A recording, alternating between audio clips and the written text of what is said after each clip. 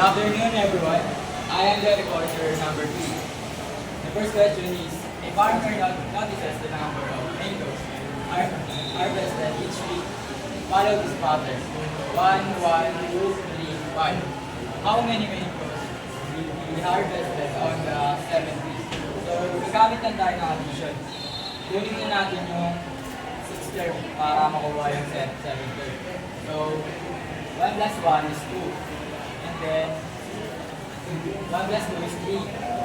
And then, 2 plus 3, 5. 3 plus 5, 3, 8.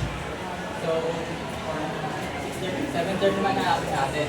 So, 7 plus 8 equals 13.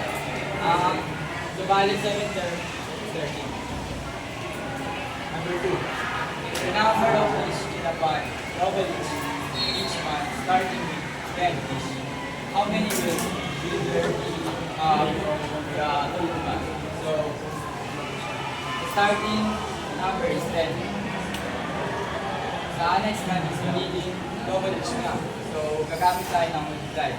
So, 10 times 2 equals 20. Then, next naman, 20 times 2, 40. Next, 40 times 2 equals 80.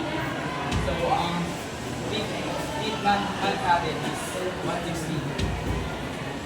Then, number 2, a carpenter is building unique wooden staircase where each step is supported by the sum of supports using the 2 previous steps. The first 2 steps need 1 and 2 supports respectively. How many supports are needed for the 7th step? So, gamit tayo ulit sa addition dito. So, may dalawa na tayo example. Hanapin natin yung 3. So, 1 plus 2 plus 3. And 2 plus 3, 5. And then next, 3 plus 5, 8. And then, 8 plus 13 is 21. So, ang 7th step natin is 21. That's what I think.